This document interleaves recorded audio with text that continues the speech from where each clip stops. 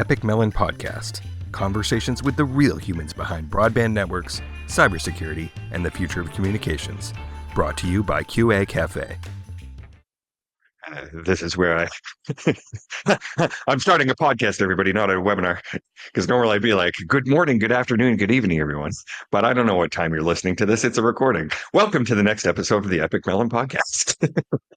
My name is Jason Walls from QA Cafe. Here I have Peter Mackenzie from MarQuest, but like you do a lot of things, and it's like I feel like there's a set of like IT and networking superheroes are out there that are like it's like you've carved a niche for yourself where you're just your own person wearing many hats, right? Yeah, I think that's right, Jason. Thanks for having me on. Let me start by saying that. I now seem to wear lots of hats in the industry, but keeping myself busy. So I've been doing a lot of work with a company I set up about 3 years ago called MQ Training, which is basically trying to run and create training content from vendors in the networking industry. Quality, and sometimes it's training courses, certification classes. So we've partnered with Hammer. I'm running all their classes at the moment. But sometimes it's just creating educational content, be that videos or websites and web content for them. And then I started another company, if that wasn't enough, of work called Wyco. Which is where we're trying to build local communities of Wi-Fi engineers, basically, and not just Wi-Fi, but any wireless. Really, that's a really great topic, by the way. So hold that thought. I will do, but so we're doing that as well, and keeping myself busy, basically. Good, awesome. And as such, you have a little bit more flexibility, which is nice. Yes. But I will say that since this podcast is brought to you by QA Cafe, the views expressed by Peter or myself don't reflect those of QA Cafe or its ownership. Absolutely. There, we got it. We've got that out of the way. And it is brought to you by our three great products at QA Cafe, including CD Router, the industry standard test platform for broadband gateways, Wi-Fi, devices and other customer premises equipment, with thousands of fully automated test cases that you don't have to write yourself, and you can just do it on your own, and works complete with your CI/CD system so that you can spend time building better products.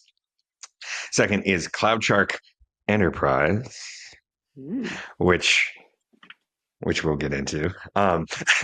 The enterprise grade packet analysis solution for your entire organization that deploys easily with no restrictions on licensing. We just want you to use it and get the most out of being able to use packet captures more effectively across your enterprise, combining great things like Zeek and Suricata and Wireshark all together in a single pane of glass, while getting your junior analysts to be able to work with your experts without anybody losing any information in the process.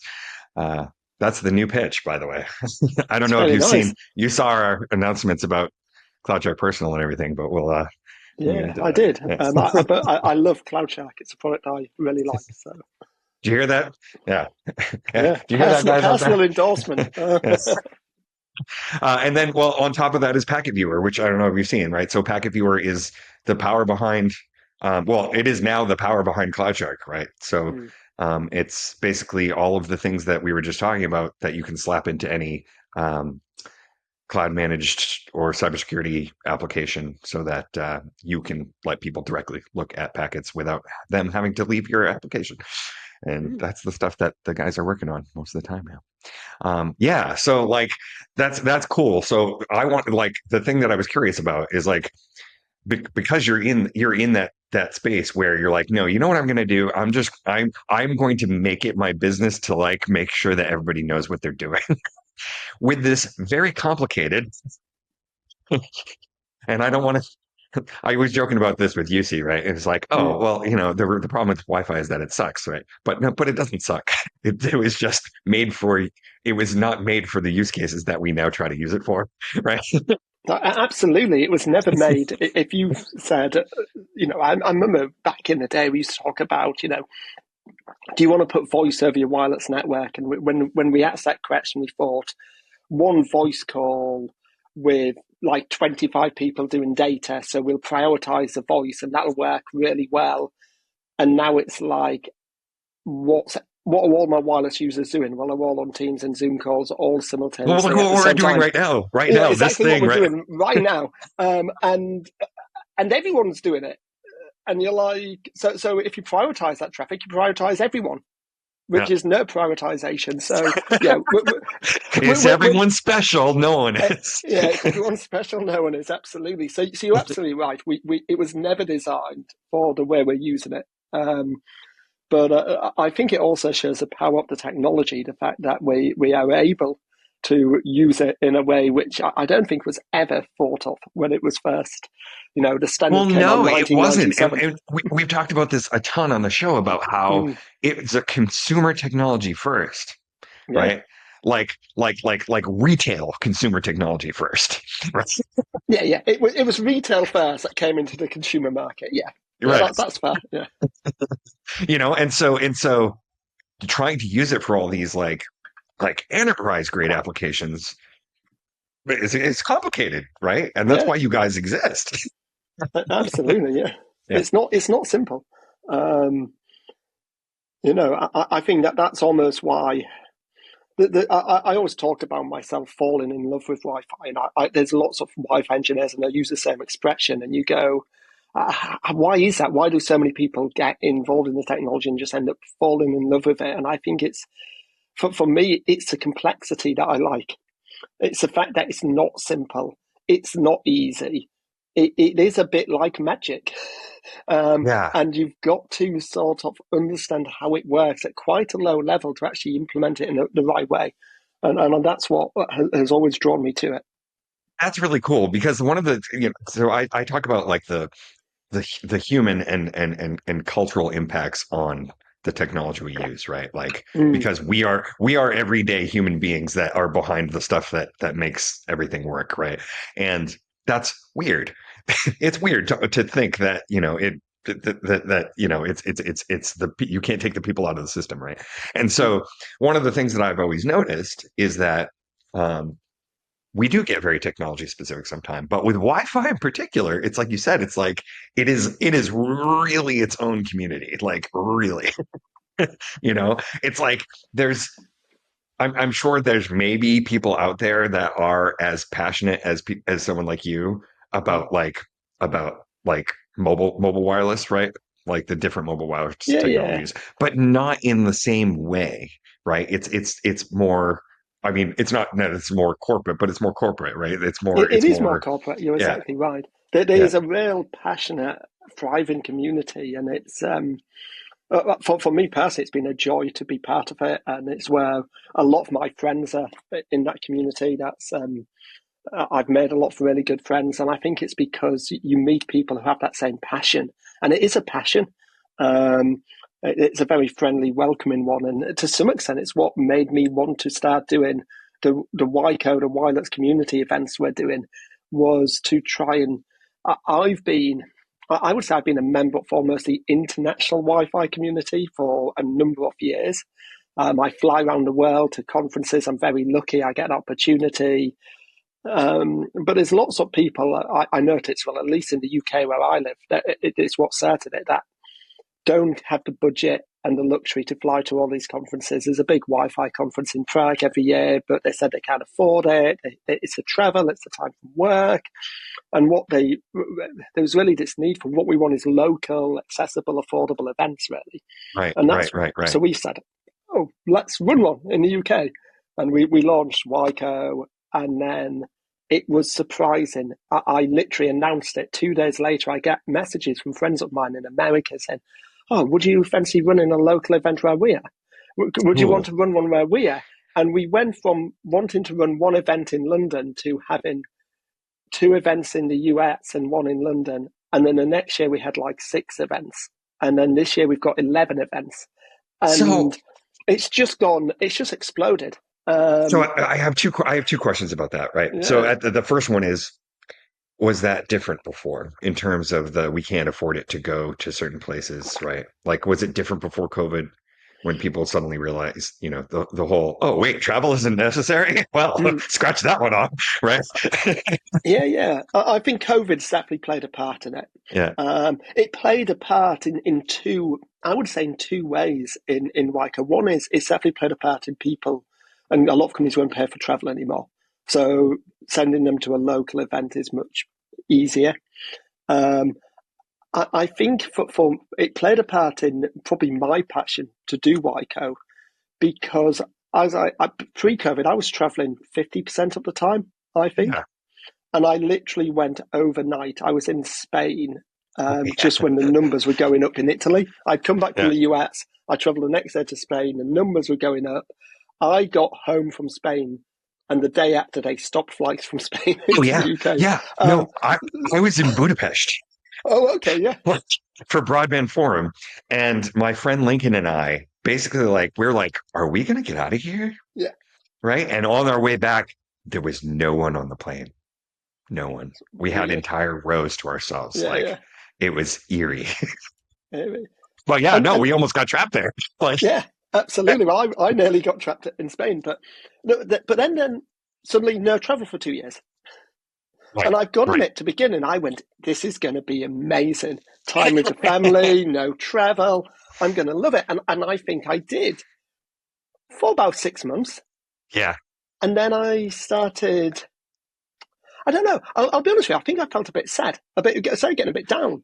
And No, I didn't know why initially. exactly. And then I realized that this community and all these friends I built up with, I saw some people like Keith Parsons in the US, even though he lives in the US, I'm in the UK, probably more than I saw my wife at times, And suddenly it's all cut off. And I realized I was missing that community, missing people who share that passions that I have. Yeah. And I realized there's a real importance to physically gathering together.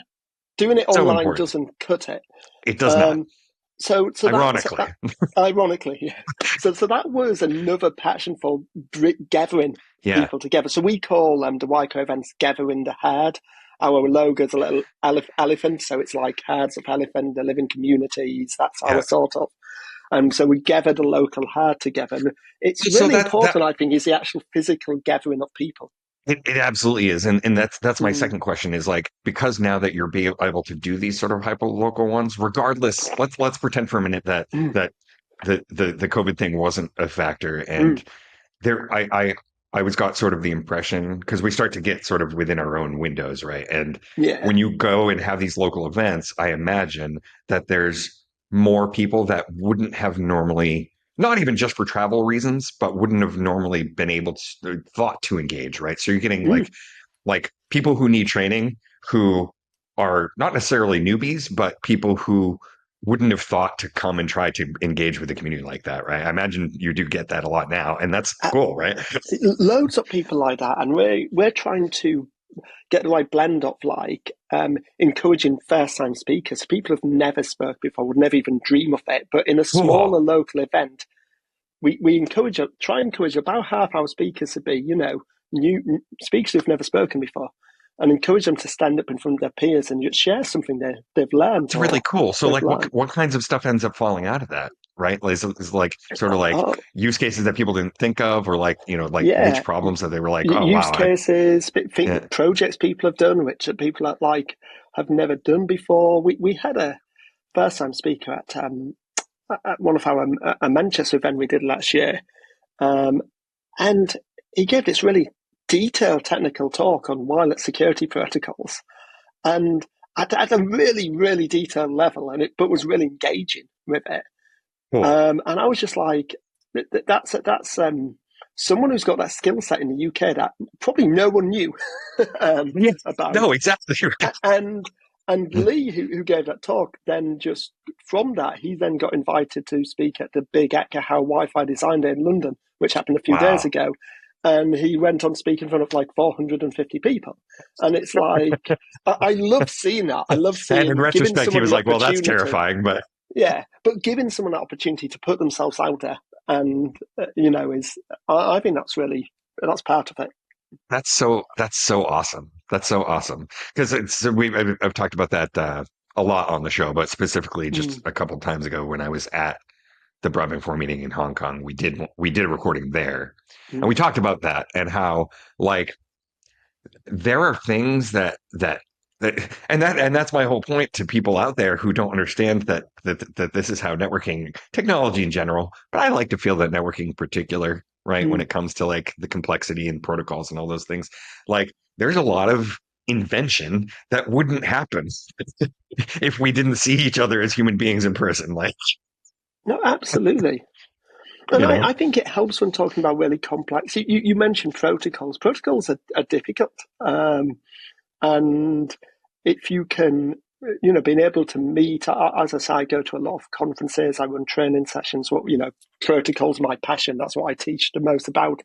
But people really appreciate just having someone sit down and go through how protocols work, open up a protocol analyzer and show them exactly, how something works and seeing how it really works. And I've loved doing that over my career. And it was interesting because when I started out working with a tool called Epik by a company called Wild Packets back in the day, 25 years ago, and that got me into protocol analysis. And then when they launched the first Wi-Fi analyzer, that's what got me into Wi-Fi. So I've always Cool. My passion for Wi-Fi and protocol analysis have always naturally come together to sort of make me the guy to take on the sort of, I'll be the wireless protocol guy, basically.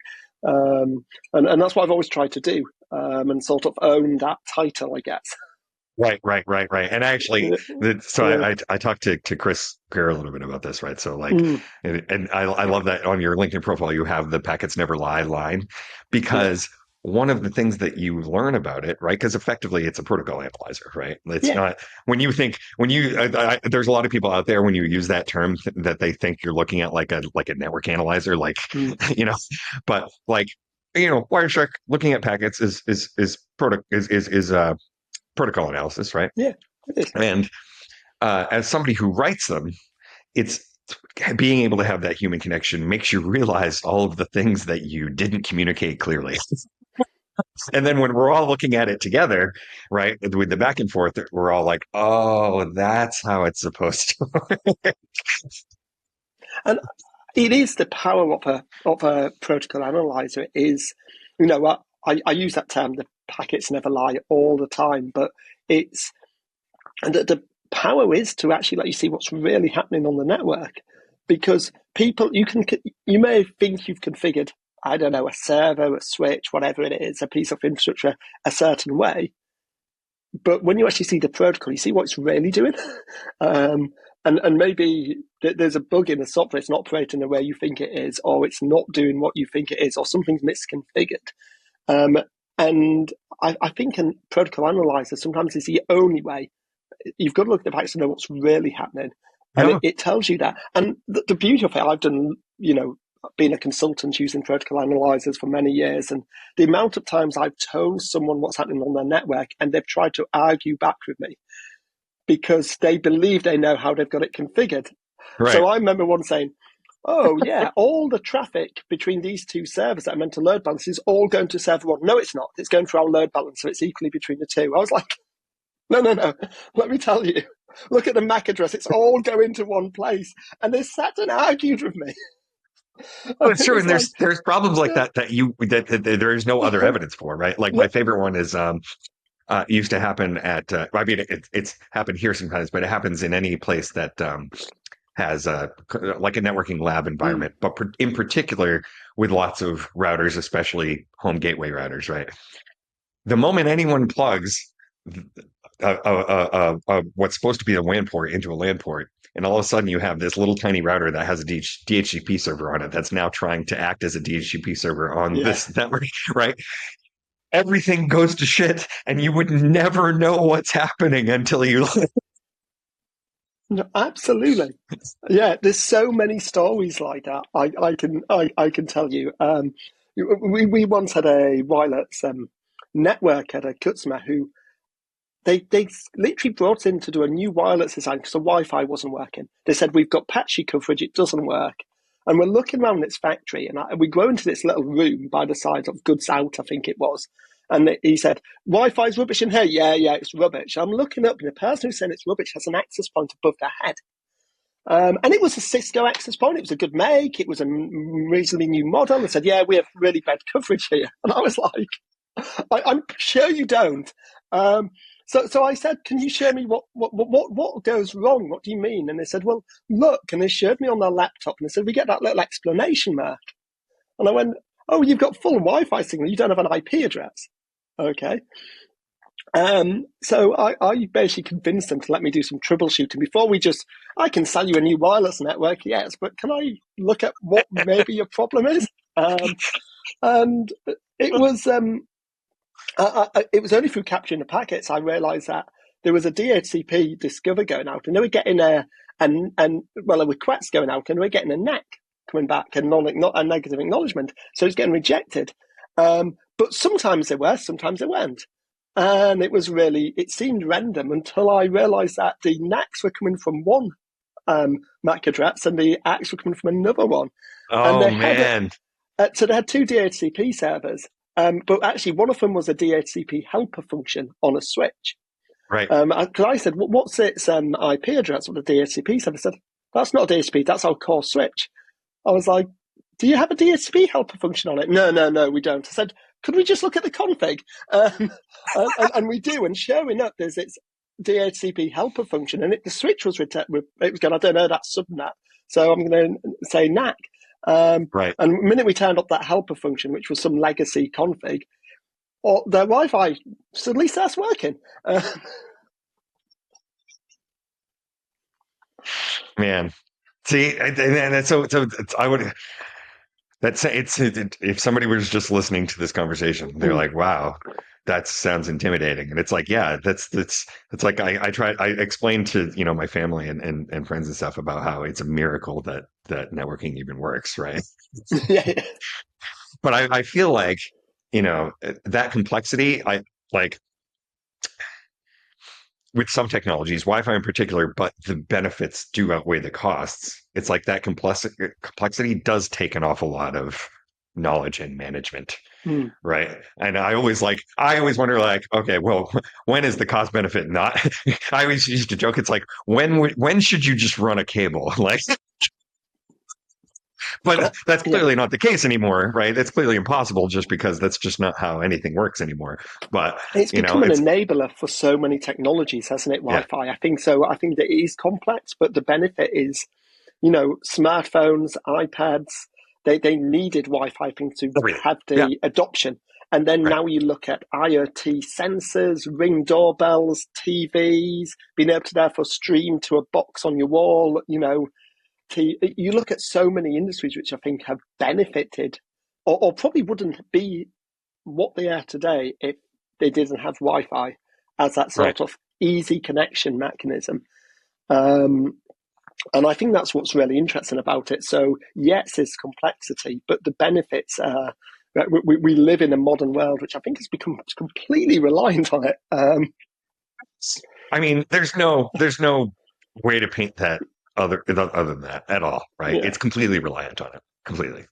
And interestingly enough, though, so you also do like IoT training, but I assume what that actually means is deploying connected things in the networks that you already were trying to do with regular, user interface things, right?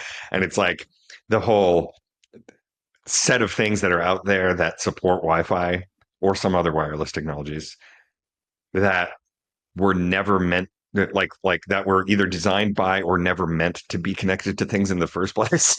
Right? Yeah, that's right. And I think it's a whole host of things. I remember once an IT manager at a university told me how he didn't realize how many devices were connected to his network until they had washing machines in student services connected to their network, and he didn't know this until one of the Janet University lines got cut through. The cables got cut through, so they lost. And the way they knew about it, the first complaint that came in was a student who couldn't go on the app and look at the status of his washing. And he was like, "We've got washing machines on my network." Wow, that's actually amazing to me. I would have thought that would have been. They must be pretty new washing machines if they. yeah. They probably students put the washing in, and then they can monitor it on their phones from an app, Right, and they right. know when it's finished, and then go back and empty it. And he had no idea. And I think it's interesting because nowadays, more and more things are becoming connected. I got a new dishwasher, and that can connect to my Wi-Fi, and it's great. I can accept. I learned a lesson. Oh I'll yeah, tell no, you I this bought because I, it's funny. I bought I the learned a family. lesson. Really This for is my wife, but I bought my so, family a. It was like a kettle, like an electric kettle, right? so, so, And so now we put I get the notifications when she's home and it's ready. I'm like, oh, the water's ready. exactly. Well, I learned a lesson the hard way. So get the dishwasher, put it on. I go to work. Halfway through, I get a little beep saying, "Oh, the dishwasher's finished." And I'm thinking, "Oh, my wife doesn't have the app, so I'll helpfully send her a message, and I'll say, 'Oh, the dishwasher's finished.'" She didn't find that message helpful. What she had was, "The dishwasher's finished. You better go and unload You it." better go do it. Yeah, yeah. And I just thought I was being helpful, passing on the message. Right, right, right, right. No, it didn't go down well. It's like nobody So appreciates when we're geeking out about something, right? It yeah, doesn't yeah, mean no, anything. We're just it wasn't excited. appreciated. But I think connecting things to networks is something that's happening. And when you talk about IoT, it's not just Wi-Fi. There's lots of technologies. We did a lighting system in the university, which was Thread, which Mhm. is an interesting 2.4 gigahertz technology. But nowadays, there's a whole collection of wireless IoT technologies. And I think picking the right one is really important. But a Mhm. lot of manufacturers just go, "I just need to get this device connected. What's the cheapest chipset?" And I don't Yeah. think, am I Oh, best yeah. using Zigbee, Thread, Wi-Fi, Bluetooth? Which technology best suits my product? And I think that's why I think we do need some experts in that sort of area, because I see so many mistakes made all the Right. time. Right. Oh, well, yeah. No, I didn't even think of that because, like, Mm, just like the cheapo, like Christmas lights that I got, mm. right, are Bluetooth, and I'm like, okay. I didn't think of that before. Like the whole reason that they would pick that technology is just because the chipset is cheaper, right? Yeah, yeah, basically. Yeah. So because they're in a competitive market, but I was asked to do some Wi-Fi troubleshooting once in a supermarket store, and the home shopping devices kept getting kicked off the Wi-Fi, and they were 2.4 gig only, so they were on the 2.4 gig spectrum. But when I got there, I was doing some protocol analysis. The protocol looked okay, but I could see them reconnecting all the time. So I got a spectrum analyzer out to look at the RF energy, and I was like, "Whoa!" It looked like a wideband jammer, but the pattern was like Bluetooth, but it was like really loud Bluetooth everywhere. And I thought, well, let me track it down. So you're walking on the store with your laptop, and the signal never drops. It's like it's 30 dB to 20 dB everywhere. And I'm looking around, going, "What could this be?" And then I noticed on the top of the light, said it's LED lights, like strip lights. And on the end of each strip light was a little grey box with two antennas poking up. And I was like, and they were everywhere. So there must have been 100 of these little boxes around the entire store. So on every light. And I was like, what is that? And I was trying to look at the label. I couldn't see it. So I went to the sort of store manager and I said, "Oh, is that a Bluetooth lighting system you've got?" And they went, "Oh, yeah, well, we're trialing it at this store. It might be pushed out to all of the stores. It's a energy efficient lighting system. All the lights talk to each other, and there's sensors to detect where people are, what the light levels are, and they control the lighting power and where light is. And it's a smart lighting system. But yeah, it does use Bluetooth." And I was like, "That's crazy." So I went back, I wrote my report up saying the Bluetooth system's interfering with the Wi-Fi, sent it off. About 2 weeks later, I got a response saying, "Oh, we've had a response from the lighting company. We're interested in your comments." And its response said, the opening line was, "Bluetooth doesn't interfere with Wi-Fi. We've sent our engineer to site and the Wi-Fi design is bad. We saw two APs on the same channel." Okay. Well, there's 30 access points, and there's only channels 1, 6, and 11. So Yeah. you're going So to have more obviously, APs on. Yeah. But anyway, this was the report. So I started with my really angry response, "You don't know what you're talking about, blah." And I was like, "No, that's not the way to deal with it." So in the end, I just said, "Oh, it's an interesting report. Do you think we could arrange a call with us all on the call?" So they did that for me, and then I said, "Listen, you've seen the spectrum traces, and you're saying it doesn't interfere, but all I can see is Bluetooth. So I wonder if for one day, would you turn the lighting system off, the Bluetooth off, and then we'll sit and see if there's anything else the issue." So they agreed to do it. Well, I was so confident I didn't even go back on site. They turned it off for a day, and suddenly they had no Wi-Fi problems. And they were never allowed to turn it on again. But you So see, was this Bluetooth system sold to them by like well, one it company was that had a meant whole it's being package? trialed in that store to be pushed out to all the Right. other 800 stores in the UK. Guess what? Can you imagine if they never discovered that problem until they already did Yeah, that? exactly. And I always say there's a company, a lighting company in the UK that probably has a picture of me on their dartboard because there are lots of big sales because of me. But the point is, well, that's always Bluetooth's the wrong technology, Right. um, Right. and they probably should have never picked it. Right. It's just not the right technology for that solution. Well, You know, no, and the problem something is like that people are all Thread. building this stuff in a Yeah, vacuum, right? yeah, Like you said, they're building their own thing, right? They and they don't don't. think about Yeah, its effects on anything else, right? anything else. But Yeah. but if you had picked like Zigbee or it operates on the channels between 1.6 and 11 purposely, so Right. it doesn't interfere with Oh, Wi-Fi. right. Right. There's loads of technologies they could have picked, but they probably never thought about that. It was just, oh, this is a cheap chipset, gives us connectivity, let's put it in. Mhm. And I see that a lot. So I think there's, it's those complexities that people don't think about. Right. And all of those choices, like with Bluetooth Mm. and which what bandwidth it uses was all because this group over here was making this decision while the IEEE was over here making this decision Yeah, on these different technologies, and they just didn't happen to talk to each other soon enough, right? yeah, Before absolutely. before Yeah. Bluetooth got standardized, right? And all that. See, and if they had met in person, then this wouldn't have happened. Yeah, absolutely. If they'd all come to a YCO event, it would have never happened. No, man, but this is the interesting stuff to me. It's like Mm. it's the it is this weird dichotomy between how simple people expect it to work and how unbelievably complex the entire technology and industry is. Yeah, you're It's exactly right. like, And it's why we'll always need experts, I yeah, think, in these fields. We'll always need them. However good AI is and becomes, and however automated and integrated our systems come, we're right. always going to need experts because the technology is really complex. Is that one of the things that another one of the benefits of doing those events is that you're able to find people who aren't experts yet, but that have the wherewithal to become sort of the next set of experts? Yeah, absolutely. It's something I've quite been passionate about is building that community for that reason is we need more experts, we need more people, and the way you get experts is when people share knowledge.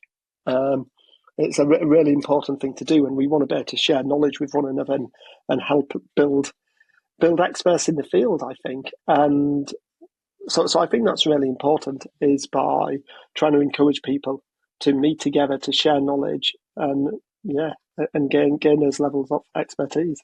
Um, And it's fun. It is fun. It is really fun. Yeah. People don't believe me, but it's really fun.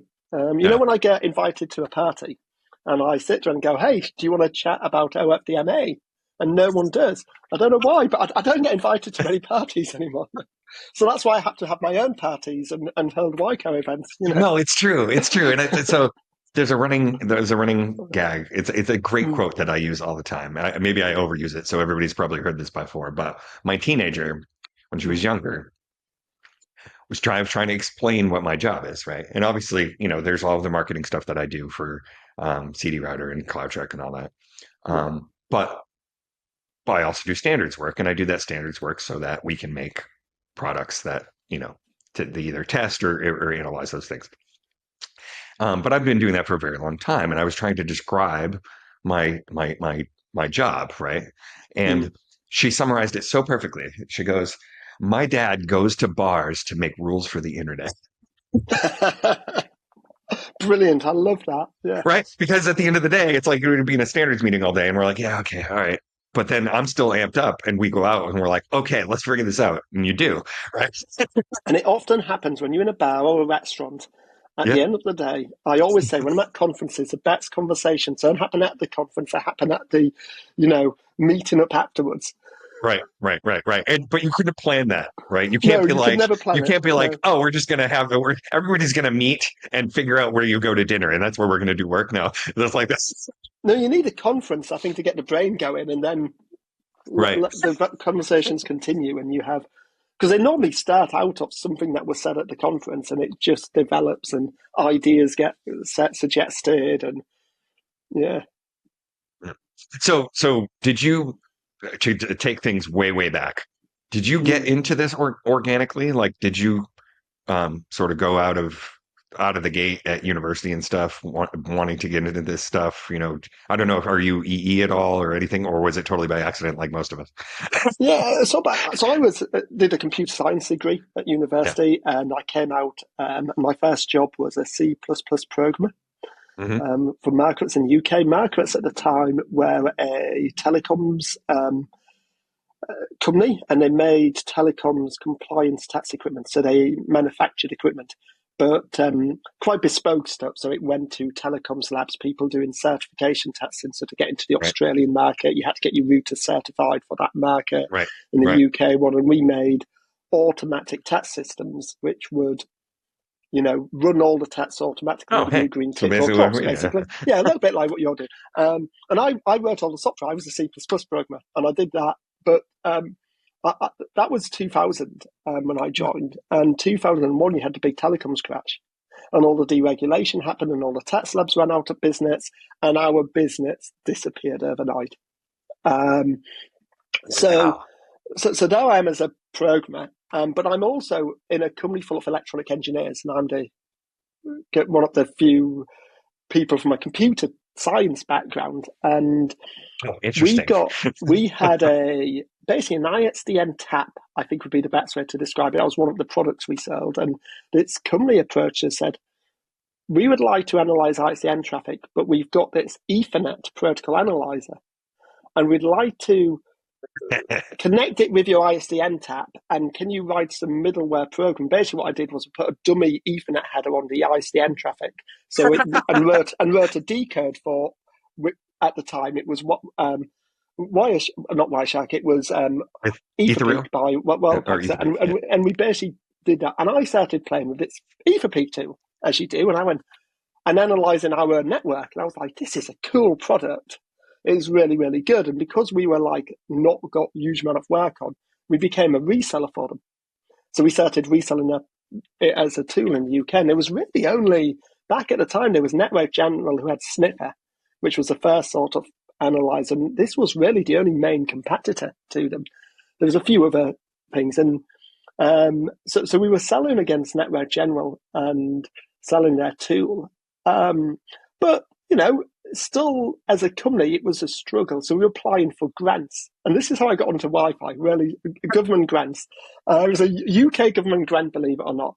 And they had this scheme called an international secondment. It sounds posh, but the idea was someone you go abroad and work with a company abroad to gain knowledge to bring back to the UK market.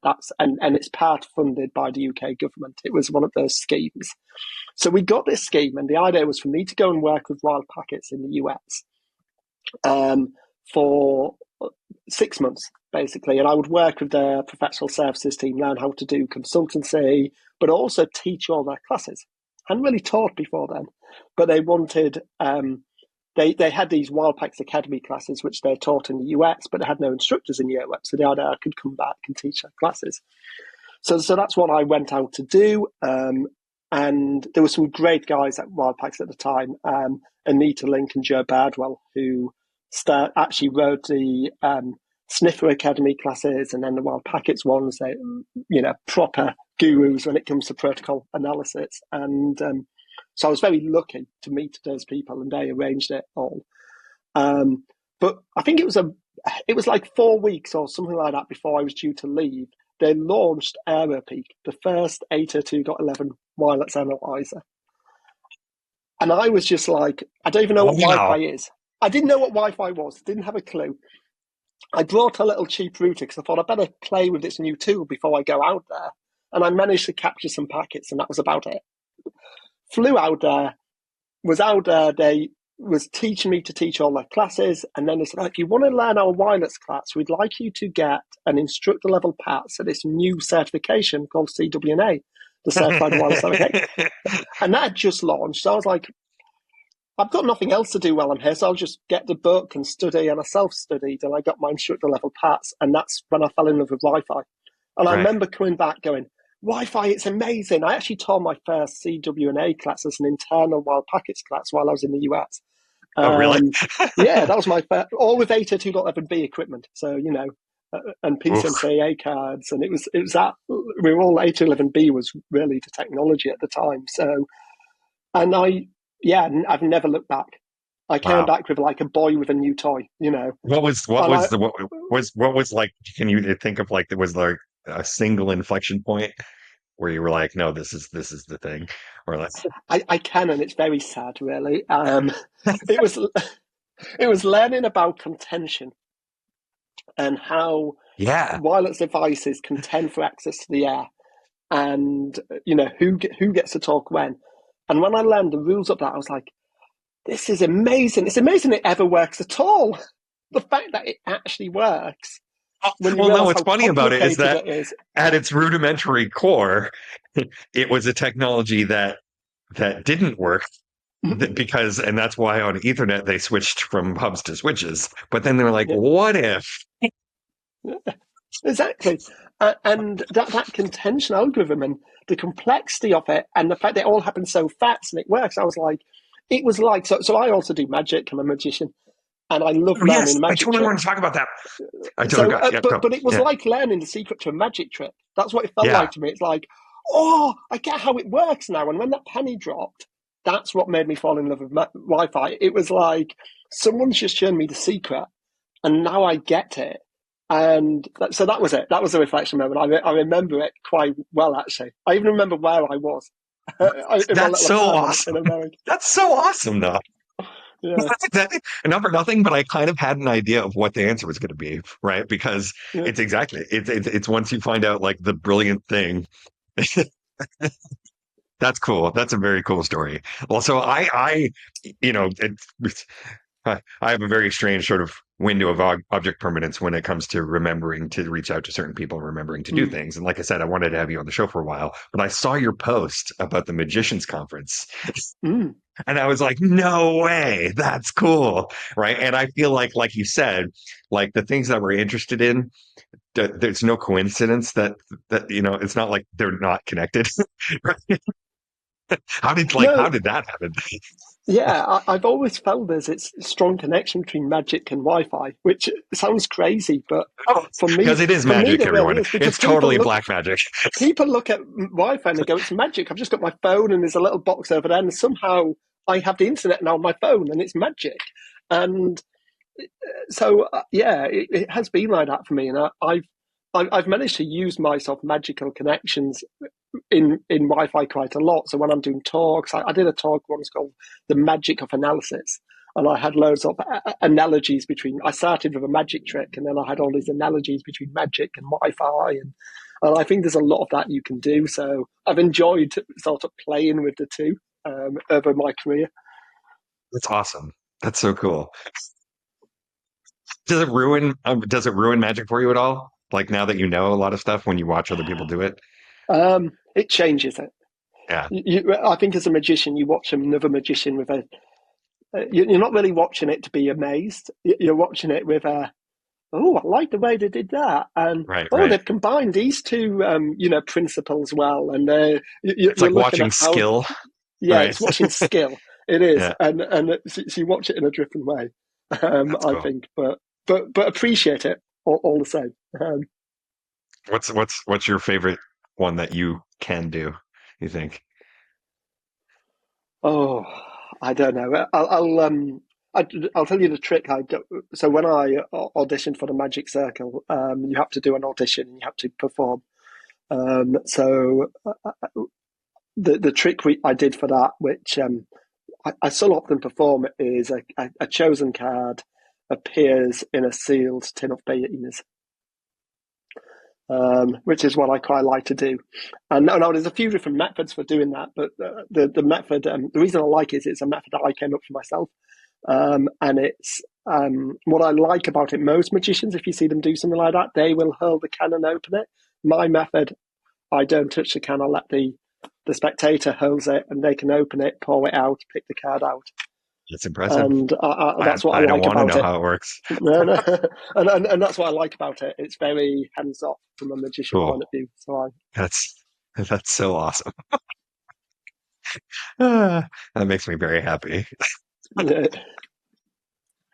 It's like for me, my love of fantasy and role playing game systems translates directly into building protocols, right? yeah. Because I'm like, oh, what's this cool? How can we design this system so that it's My son's very like that. He's got into. I don't know if you know the role play game Blood on the Clock Tower. He's very. He has parties with all his friends where they all play Blood on the Clock Tower together. And neat? very, very much enjoys it. Cool. All right, dude. Well, thank you so much for doing this kind of last minute. I reached out to you sort of earlier this week to do this. No, it's Sometimes I get absolute ahead of pleasure. myself with the episodes, and I'm like, oh, good, I don't have to do one for like 6 weeks, and then I'm like, oh, crap.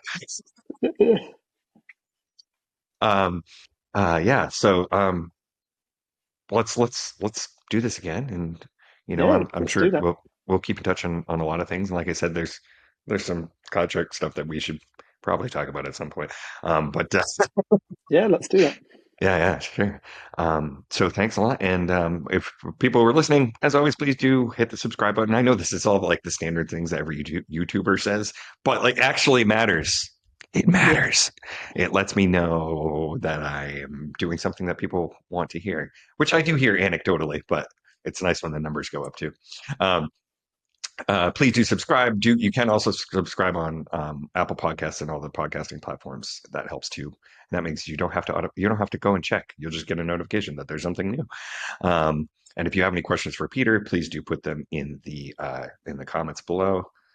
That's also a fun time. And above all, own the nerdy things that you love and have fun doing them.